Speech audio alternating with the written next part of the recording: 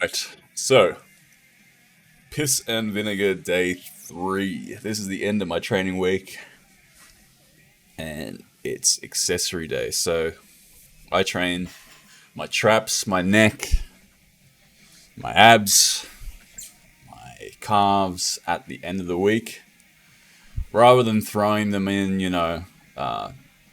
traps on shoulder day, calves on leg day, abs on leg day.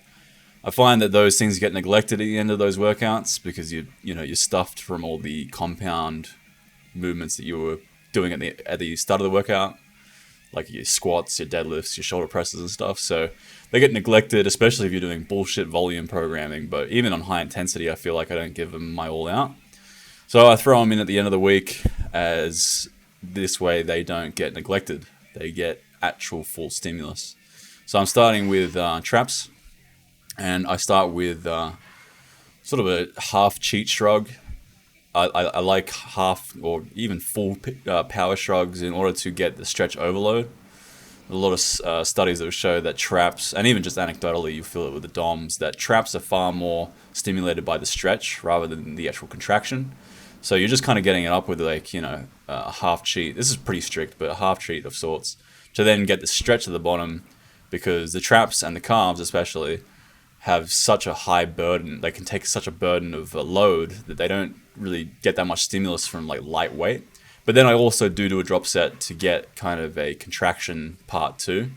And then after this, I drop set to a dumbbell kind of Dorian Yates shrug, where you do like retraction of the scapula to get the lower traps. But I recorded it poorly, so I didn't add it here. But yeah, I took the shirt off just to cross-reference some old content. I normally don't actually take my shirt off because I'm not overly impressed with my physique. And it's cold as fuck, so shirt will be coming back on for you ladies out there. Anyway, onto the neck curls. These ones I used to do super heavy. And I found that, a lot of us are just kind of pulling with our arms, and we're putting the placement of the plate on our forehead wrong. You want to put the plate on the middle of your forehead, you'll get more out of less weight. And then I do, slow 5-second contraction, or negative rather, all the way down, and then a fast contraction at the top. And this way, I used to neck curl 40 kilos, 2 plates. Now I'm doing like 15 kilos for the same amount of reps, basically, because I'm not pulling with my arms, and I'm keeping the middle of the plate over my forehead rather than at the top of the plate or the bottom of the plate, which makes it easier. As I can show you just now, where I do a drop set, I put the plate a little bit higher on my forehead, and I can get a few more extra reps. And then I do an actual full-on drop set with just my body weight, or my head weight rather. Oh, that's the drop set now, rather. But yeah, you can see how now I've changed the plate positioning, which makes it easier. A lot of people do that positioning already, makes it way, way too easy. And then, yeah, body or head weight, as it were. And at this point, my neck's fucked. Like my sternoclavicular or sternoclavicular muscles, or whatever the fuck, however you pronounce them, are totally done. I'm having to lift my own head up now just to get force negatives. So one set to failure for everything, even small muscles like neck. I can barely lift my head. And then I switch over to the side extensions. This one's arguably the most important for the aesthetics of the neck. Oh, you fucking cunt. My alarm telling me to do push-ups.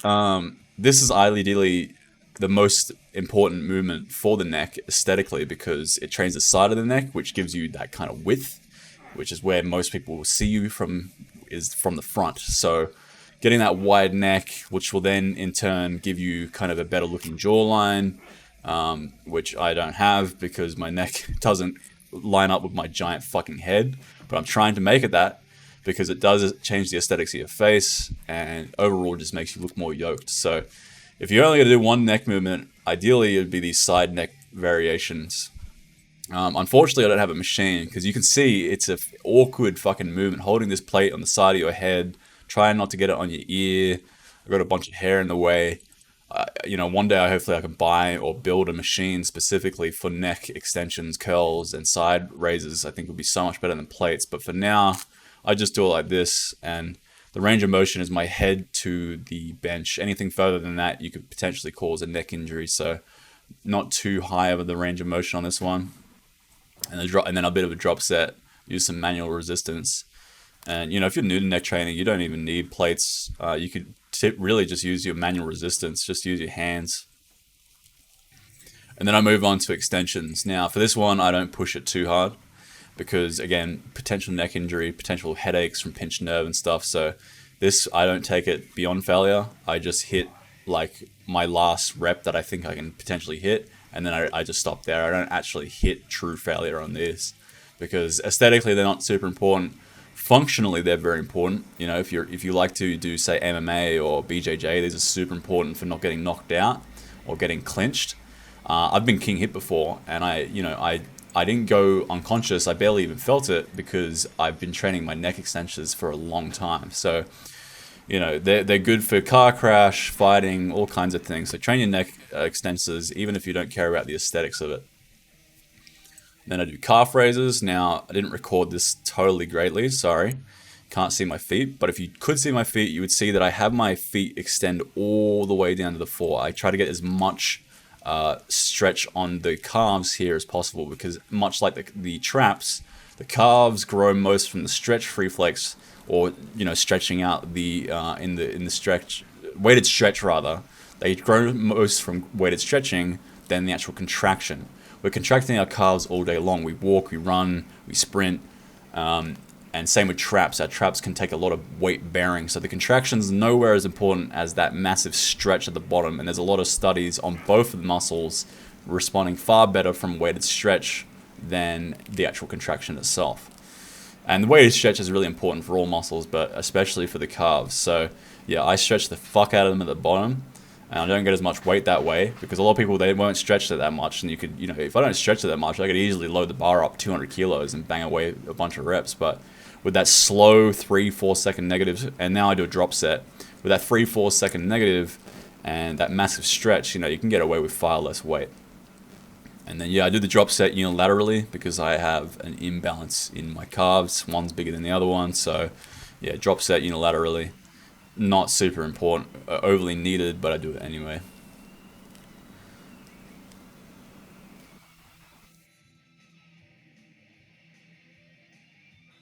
Ideally, I'd have a seated calf raise machine too to train the soleus and then the outer calves a bit more because you can kind of get a bit more soleus contraction or stretch from a calf raise machine. But for now, I don't have that, so I just do that with the safety squat bar. Now I'm doing abs, so I do sit-ups. I don't have a proper decline sit-up bench, unfortunately, so I'm stuck doing floor sit-ups, but that's fine. I didn't record this perfectly, again, my bad, apologies. But the general gist is I'm just doing sit-ups, and I'm doing 3-4 second negatives. That way I don't have to do as many fucking reps, or use as much weight to weigh myself down. Hopefully I'll be able to get a decline sit-up bench soon, or maybe I'll just use my moon boots to do like inverted sit-ups off the bar. But yeah, just do these 3 second negatives, keep going until I hit actual mechanical failure, and then I do a drop set, and that's it for my upper abs. And then I do lower abs too. But yeah, I also like cable crunches, but I found that with my cable machine it just doesn't really work because it's not tall enough. So kind of I lose range of motion. I can't get the full extension of the abs, and it's just kind of awkward. So one day I'd like to get one of those Nautilus cable ab machines. They're perfect. I've used those before and they're fucking sick. Nautilus makes generally just excellent gym equipment. So one day hopefully I have a decked out home gym with one of those, a bunch of Nautilus equipment. And now I'm just doing body weight. I'm fucking cooked at this point.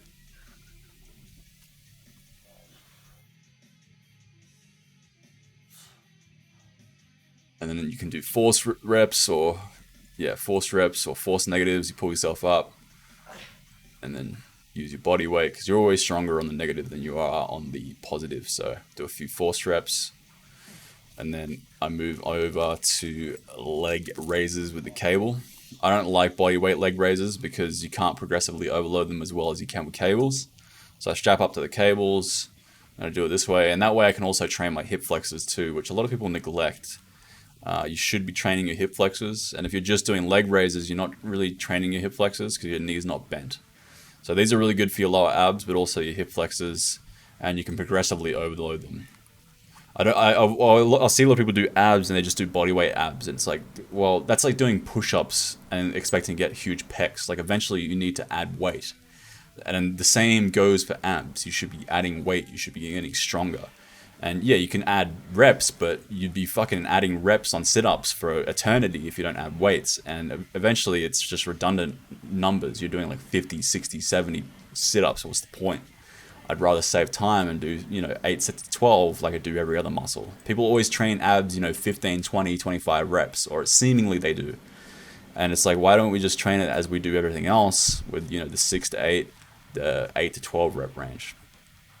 Anyway, yeah, do a drop set on these, and now I do actual body weight leg raises just to get a bit more stimulus.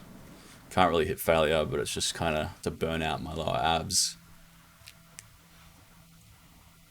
And I never used to train abs. A lot of people fall into this bullshit idea that, oh yeah, you do squats, and now I do teapots for my obliques, and I don't take these to absolute failure. I just kind of get a bit of stimulus on the obliques. But yeah, I didn't train abs for a long time. Probably until basically this year that I start training abs, and it massively fucked everything up for me. My midsection, my abs weren't strong. I thought they were strong, but they weren't.